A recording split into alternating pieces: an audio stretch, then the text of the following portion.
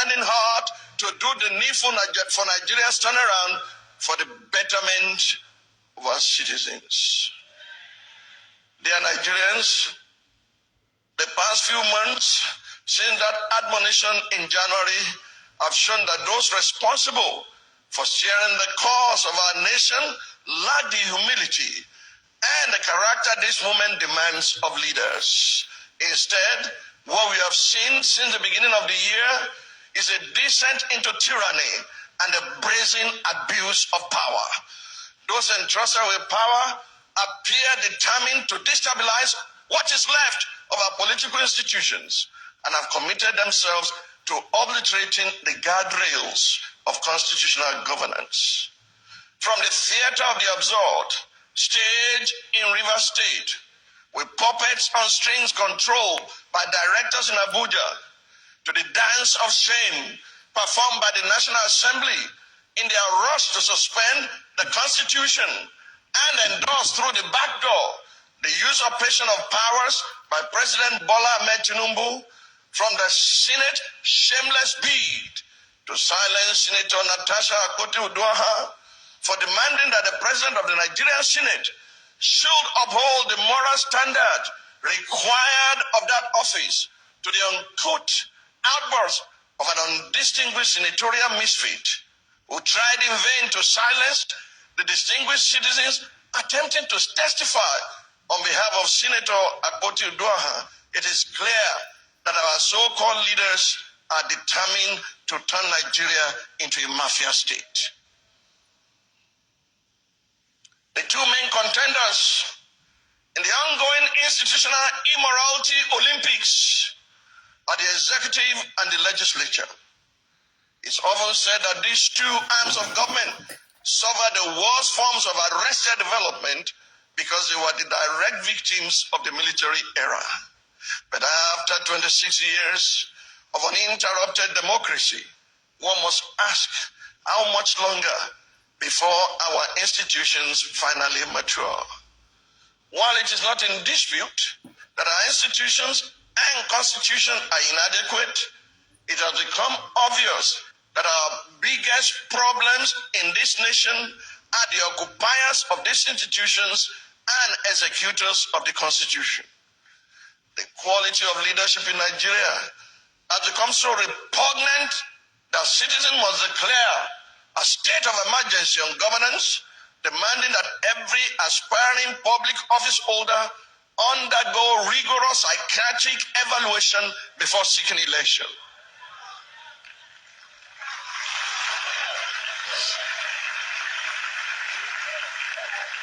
Dear Nigerians, the events that unfolded on the floor of the Senate Committee on Ethics, Privileges, and Public Petitions on Tuesday, March 25, 2025, are an apt and timely illustration of our leadership deficit. Senate, the word, originates from the Latin senatus, which means Council of Elders. Elders, as used in this context, does not necessarily connote chronological age, but a demonstration of such wisdom, decorum, and decency that commands respect. Senator Onyekachi Iwemboye's descent into street-level vitriol was an affront to the essence of the Senate. Instead of engaging the visiting citizens in reasoning, factual debate, he chose to drag the hallowed chambers through the mud. Dr. Obi Ezekwesili, in recognition of our accomplishments in political reform and gender inclusion advocacy, was appointed chairwoman of the Board of Women Political Leaders, WPL, a global body based in Brussels, Belgium, in February 2023. In that capacity, it is our responsibility to speak up whenever a female Nigerian politician is subjected to the misogynistic idiosyncrasies of politics in Nigeria. It was in that capacity that she appeared to speak for Senator Natasha Akpoti-Uduaghan, who has leveled allegations of sexual harassment against the President of the Senate of the Federal Republic of Nigeria, Senator Godswill Akpabio. There's clear evidence in reports and recordings from the occasion that there were repeated attempts to intimidate and silence Dr. Ezekwesili and our team. The institutional collapse and the failure of our leadership recruitment process was summed up in Senator Iwebo's statement to Dr. Obi Ezekwesili. People like you cannot be here. People like who exactly? What that means is that the Senate is not a place for the best, it's not a place for the brightest, it's not a place for the fittest and most competent in our country. What that means is that our political institutions are not designed for people of character, competence, and capacity, as Dr. Obi Ezekwesili often puts it. What that means is that our legislature is not designed for people who are sticklers for accountability and due process, but for a band of legislators.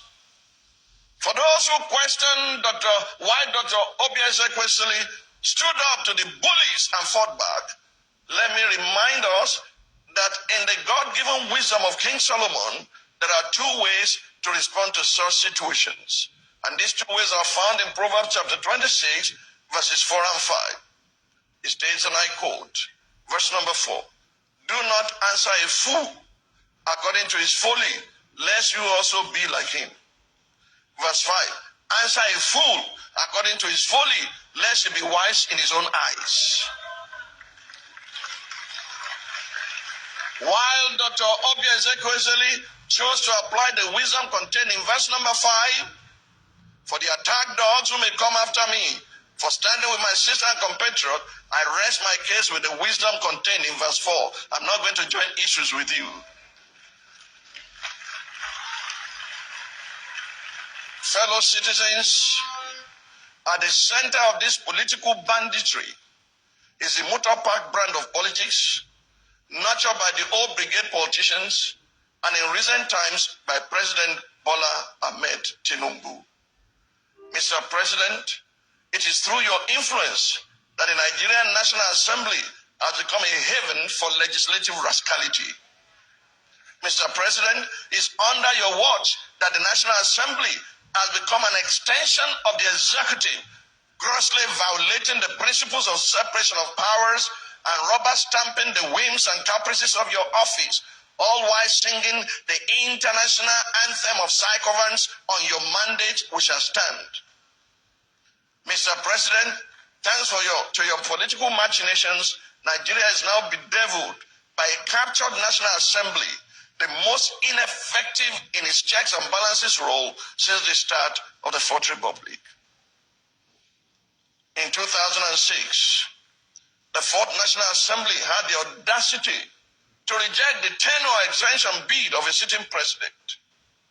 In 2010, the Sixth National Assembly summoned the courage to stand against the power hijacking cabal and restore Nigeria to the path of constitutionality by invoking the doctrine of necessity.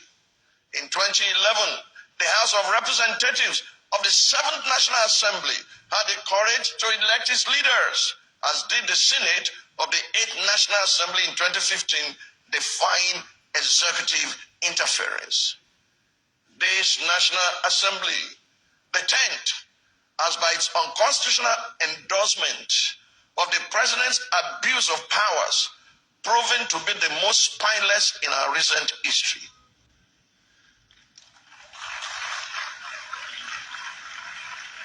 Through its actions and inactions, the National Assembly has in effect become the 48th member of the President's cabinet. While a cabinet minister by the name of Wike, is it Wike or Wike or Wakeep?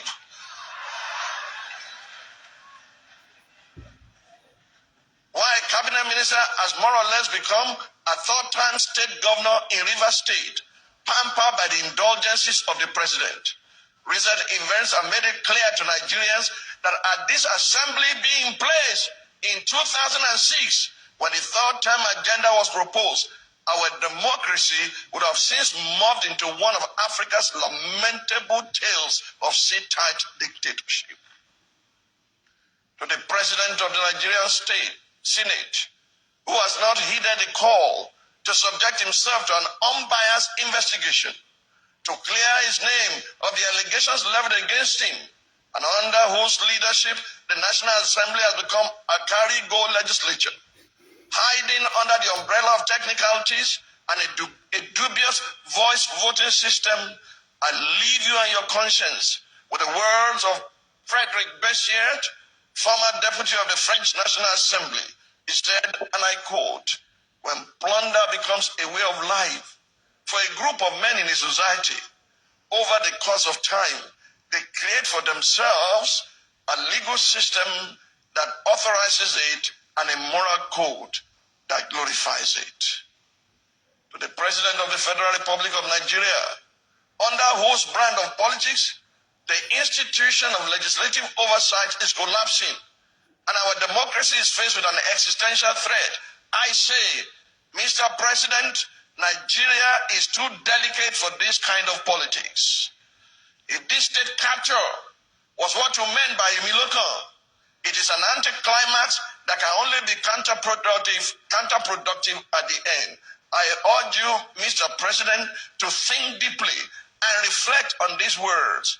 No man is wise enough, nor good enough to be trusted with unlimited power. Mr. President, please stop playing God.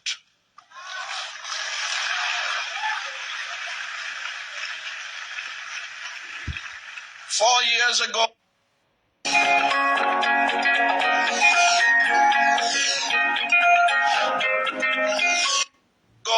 conspicuous handwriting on the wall, I warned the President Muhammadu Buhari-led government about the dangers of the second-term curse.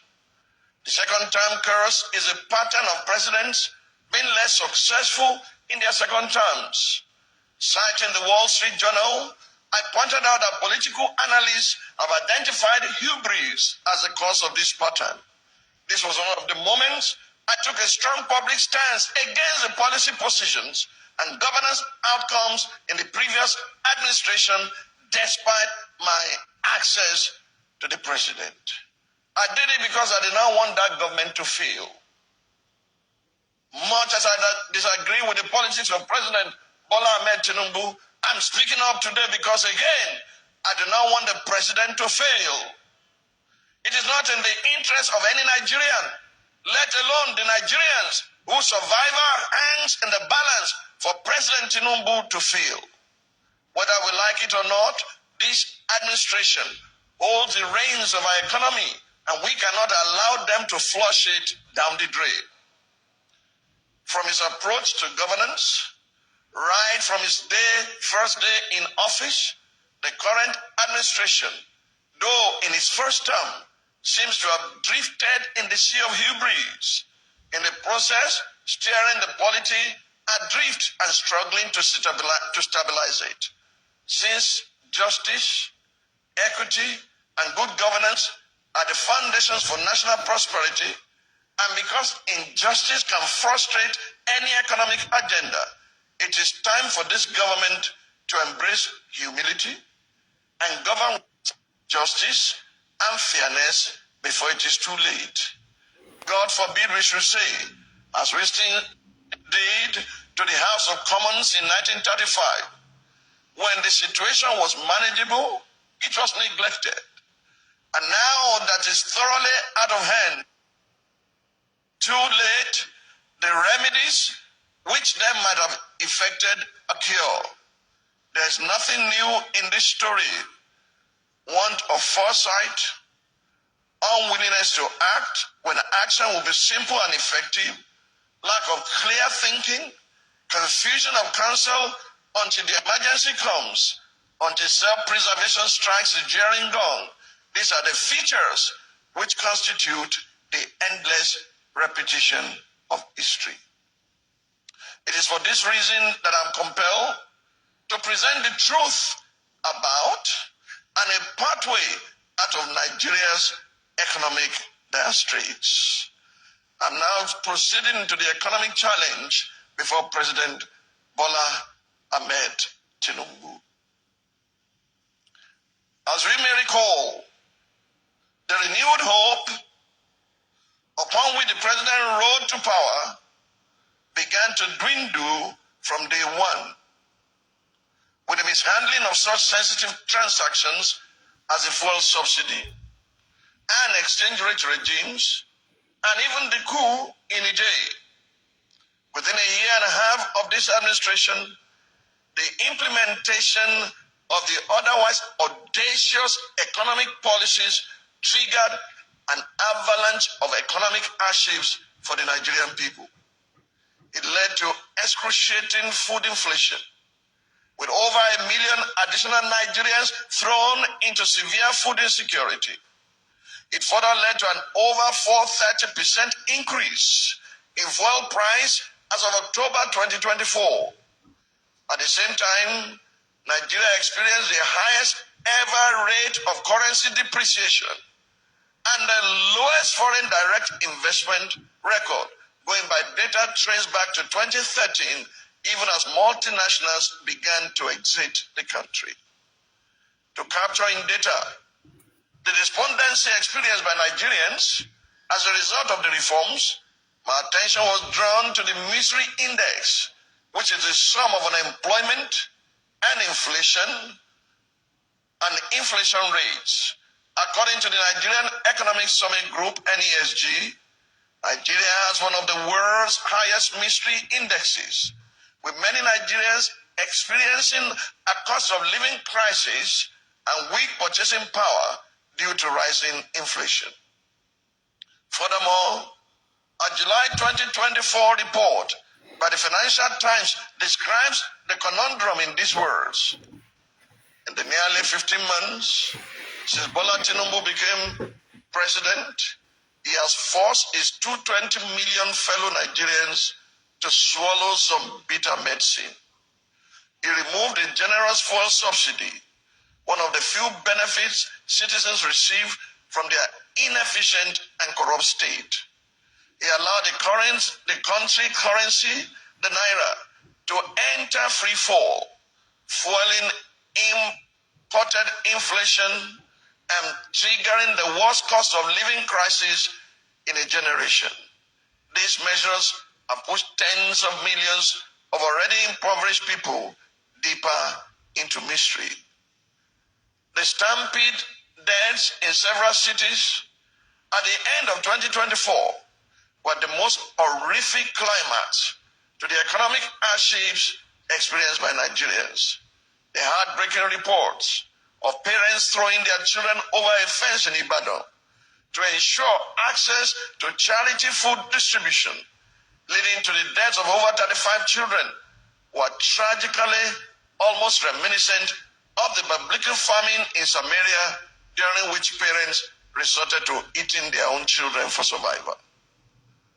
While it is not in dispute that difficult economic reforms come with costs and are usually associated with periods of hardship, 4 essentials must be taken into consideration when driving reforms.